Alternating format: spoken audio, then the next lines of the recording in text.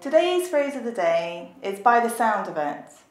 We use this expression when we have some information and we use it to guess something that we don't know. For example, one of your co-workers rang in sick on Friday and then on Monday wasn't in work again and was off sick.